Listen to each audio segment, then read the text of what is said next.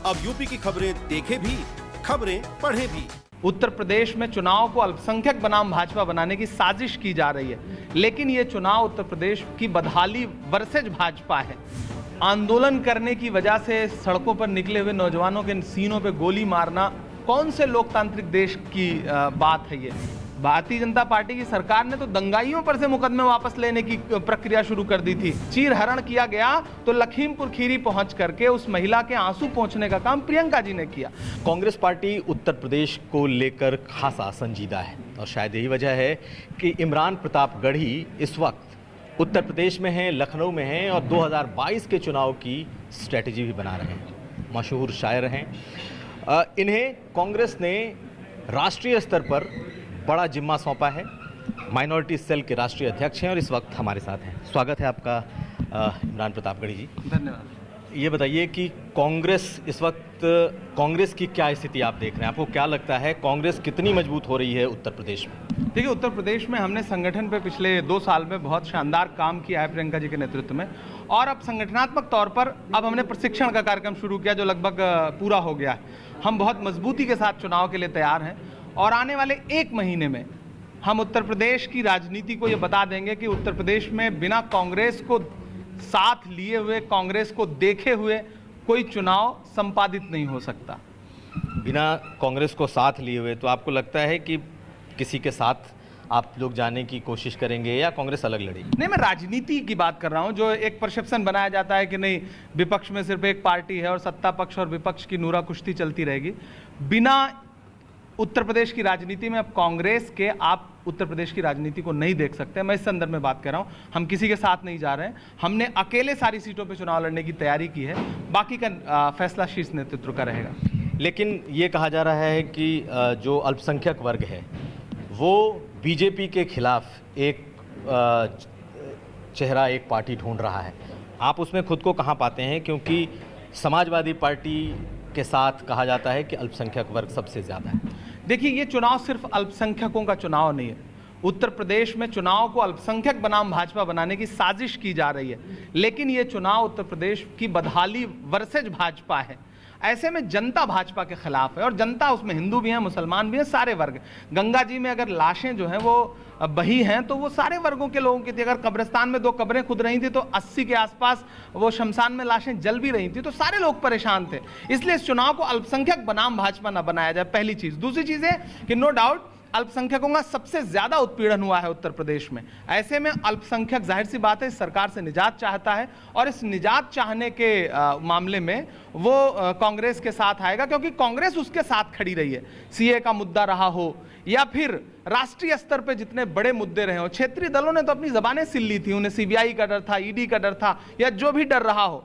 अकलियतों के किसी मुद्दे पर कोई भी क्षेत्रीय दल का बड़ा नेता सामने नहीं आया। आई तो सिर्फ प्रियंका जी आई, राहुल जी आए। ऐसे में अकलियतों का भरोसा कांग्रेस को लेकर बहाल हो रहा है। सीए को लेकर बड़ा आंदोलन हुआ, आपने जिक्र भी कर दिया, तो आपकी पार्टी का क्या स्टैंड रहेगा अगर सीए का जो मुद्दा अभी तक देखा गया है, अगर आपकी पार्टी की सरकार बनती है, जैसा कहा भी गया कि जो केसेस हैं वो वापस लिए जाएंगे, क्या आप सोचते हैं? देखिए, पहली बात तो ये कि आंदोलन करने की वजह से सड़कों पर निकले हुए नौजवानों के सीनों पे गोली मारना कौन से लोकतांत्रिक देश की बात है ये?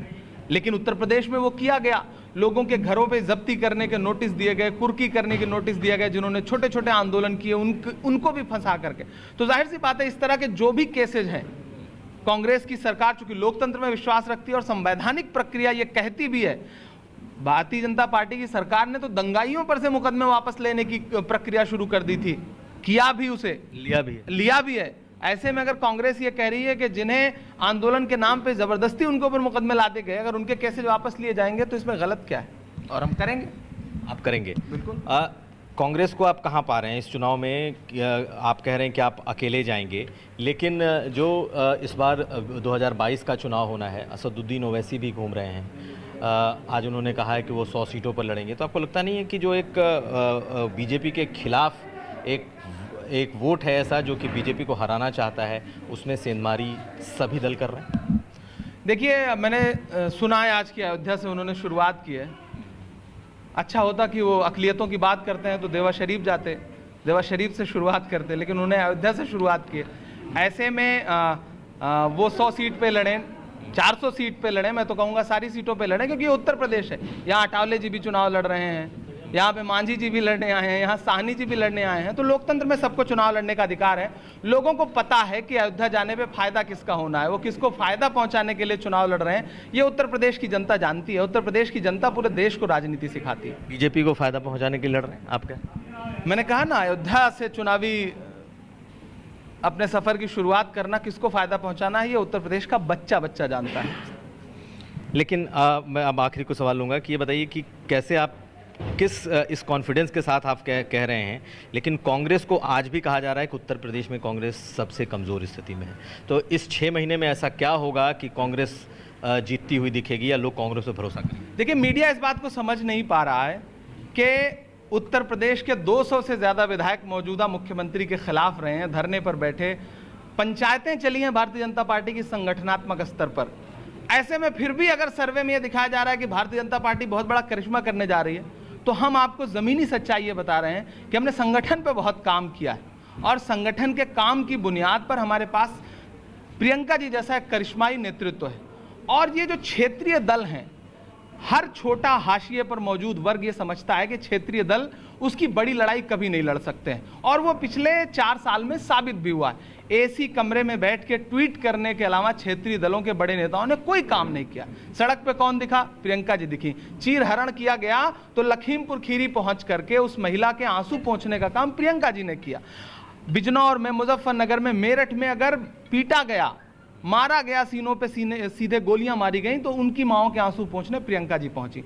ऐसे में हर वर्ग ये समझ रहा है कि हमारी लड़ाई कोई बड़ा नेतृत्व ही लड़ सकता है। जब साजिशें बड़ी हों, सत्ता की लोकतंत्र को कुचलने की कोशिशें बड़ी हों, तो बड़े साये की जरूरत है, और वो बड़ा साया सिर्फ कांग्रेस दे सकती है, प्रियंका जी दे सकती हैं। आखिरी सवाल, जिस तरीके से बंगाल में वोटिंग का पैटर्न दिखा, कांग्रेस बिल्कुल वोट रहते हुए कांग्रेस को वोट नहीं मिले, 2022 का जब चुनाव आ रहा है, तो आपको लग नहीं रहा है कि एक इस तरीके का ट्रेंड है कि बीजेपी को हराओ और उसके लिए सपा सबसे मुफीद है?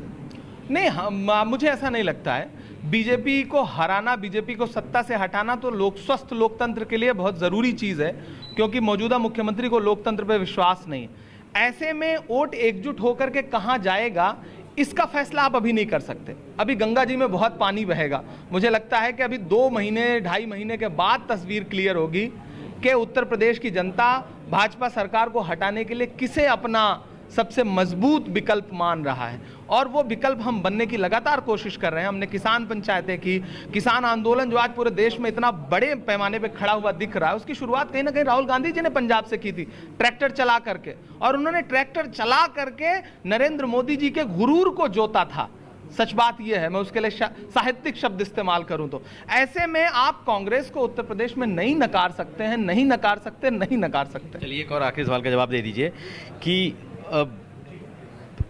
मैं चाहूँगा कि आप चूँकि शायर हैं, इतने बड़े, आपको लोग सुनते हैं और आपके मुरीद भी हैं, तो कांग्रेस की इस चुनाव को लेकर के कुछ ऐसी बातें हमें भी सुनाएं जो कि लगता है कि आपके कार्यकर्ताओं में जोश भरे। नहीं, मैं लगातार, देखिए, शायर मैं साहित्यिक मंचों पे हूँ, बाकी मैं जब कार्यकर्ताओं से मीटिंग कर रहा हूँ, मैं कल से यहाँ हूँ, हमने रैली करी, सम्मेलन किया, आज हम अपने कार्यकर्ताओं से बैठक कर रहे हैं, और मैं कार्यकर्ताओं में बड़ा जोश देख रहा हूँ। और हर कार्यकर्ता तो मौजूदा सरकार से ये कहना चाह रहा है कि मोहब्बत भाईचारे के दीवाने दिन ही लौटा दो, वो सस्ती दाल सब्जी के सुहाने दिन ही लौटा दो।